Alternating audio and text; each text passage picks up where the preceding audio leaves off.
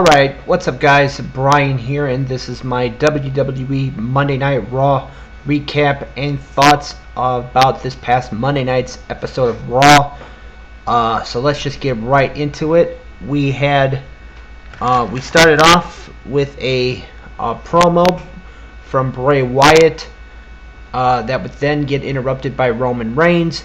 This would lead to Kurt Angle making a match between Reigns and Bray Wyatt, and that was the opening match. This one was a okay matchup that saw Samoa Joe interfere and attacked Roman Reigns, thus getting Bray Wyatt disqualified. Of course, then Samoa Joe would go after Bray Wyatt because of what Bray Wyatt did to Samoa Joe last week. And then Seth Rollins would come out. All four of them would get into a brawl. This would lead to a backstage segment where Kurt Angle made a tag team match for the main event of last Monday's Raw. It would be Seth Rollins and Roman Reigns taking on Bray Wyatt and Samoa Joe. So that was the main event.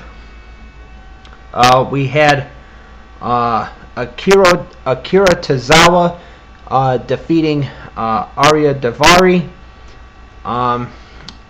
Brian Kendrick, who has been in a feud with Akira Tozawa, he was watching from backstage from the locker room area. This whole thing was set up for their match that happened last night on 205 Live. It was I believe it was a street fight that occurred last night on 205 Live between Tozawa and Brian Kendrick. But Tozawa picked up the win on Monday night, defeating Arya Daivari. We saw the in-ring debut of Elias Samson, the Drifter. He took on Intercontinental Champion Dean Ambrose. Ambrose's opponent at Extreme Rules, The Miz, and Maurice were on commentary.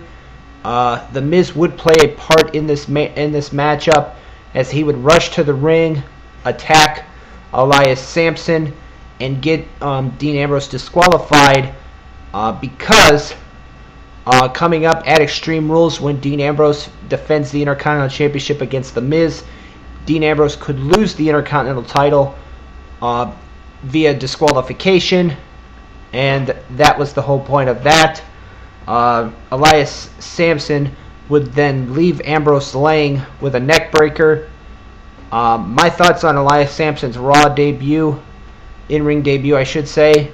I thought it was a solid in-ring debut for Elias Samson. He really held his own against Dean Ambrose, even though he got the disqualification victory.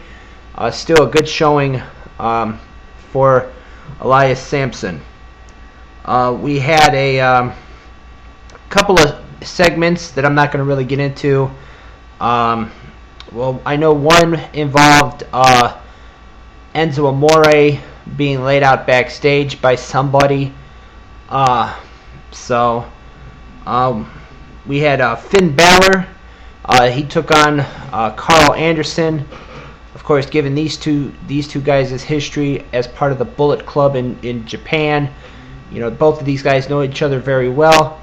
Before this match took place, Brock Lesnar's advocate, Paul Heyman, would appear, basically telling Finn Balor that he's intrigued by a Brock Lesnar-Finn Balor match. Should Finn Balor win the Fatal 5-Way Extreme Rules match at Extreme Rules coming up in a week from Sunday. Basically, Finn Balor, like I said, took on Carl Anderson. Finn Balor picked up the victory here in this matchup. We had the rubber match of Sasha Banks versus Alicia Fox. This one was short. Sasha won over Alicia Fox, but then she got laid out because she went after, she hit Noam Dar, and Alicia Fox took her out of. So that was it for that. We had Kalisto defeating Apollo Crews. This match came about because of a backstage segment with Kalisto and Apollo Crews and a Titus O'Neil, where Kalisto turned down Titus O'Neil of joining the Titus brand. So then Titus basically told Kalisto that Apollo Crews was going to beat him, and that did not happen, as Kalisto, as I mentioned, defeated Apollo Crews because Titus O'Neil distracted and yelled at Apollo Crews. Obviously, my thoughts on Apollo Crews, I think he has potential, but I think WWE is just wasting it. We had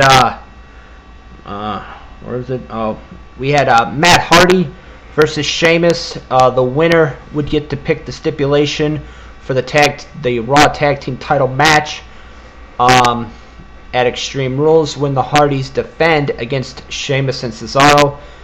This one was actually pretty good. Matt Hardy won with the Twist of Fate over Sheamus, and then announced that at Extreme Rules the Hardys will defend the Raw Tag Team titles against Sheamus and Cesaro, and it would be in a steel cage match. Obviously, now that it's a steel cage match, you know that there's going to be, Jeff Hardy's going to do something crazy like jump off the top of the cage and something like that. So it happens anytime that the Hardys are in a cage match. They try to do especially Jeff tries to do something memorable in those matches, whether it be a cage match or a ladder match or a TLC match. You know that Jeff Hardy's going to do something extreme or crazy.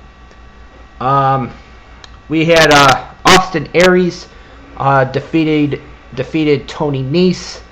Austin Aries came into this match, his leg bandaged up because of the attack by Neville. Last week on 205 Live, Austin Aries gets another opportunity at Neville at Extreme Rules, but this time it will be a submission match. It'll be the Last Chancery versus the Rings of Saturn. Austin Aries picked up the win on last Monday's Raw over Tony Nese with that Last Chancery. After the match, Austin Aries was walking up the ramp. Neville looked at him and then attacked Tony Nese, and then locked in the Rings of Saturn on Tony Nese, and basically just sending a strong message to Austin Aries for Extreme Rules. We had Alexa Bliss, the Raw Women's Champion. She defeated Mickie James. Afterwards, she would attack Mickie with the kendo stick, just like she did to Bayley last week. Bayley would come down to try to make the save. My only problem is that with this whole story with Bayley versus Alexa is that they're playing the fact of, can Bayley go extreme? Because last Monday on Raw, she had an opportunity to hit Alexa Bliss with the kendo stick, but Alexa got out of the ring before she could even use it. So obviously there's a big question of whether or not Bayley can go extreme. Seeing as how her character in the ring is this nice, huggable person, and does she have a mean side to her? Well, we'll find out when Bayley challenges Alexa Bliss for the Raw Women's title in a kendo stick on a pole match at Extreme Rules. And then, of course, the main event was Bray Wyatt and Samoa Joe teaming up to take on Seth Rollins and Roman Reigns. Good main event in this one. Reigns and Rollins, they worked well together until the end when Reigns was going to go for a Superman punch on Samoa Joe. Joe sidestepped. Reigns stopped himself, but wound up running into Rollins. Then they had a bit of a dissension near the end. Bray Wyatt would pull Roman Reigns out of the ring. Rollins would look like he was going to go after Bray Wyatt, but that was enough of a distraction for Samoa Joe to come up from behind, lock in the Coquina Clutch, and defeating or picking up the win for his team in this tag team matchup on Monday's Raw. So that was it for that.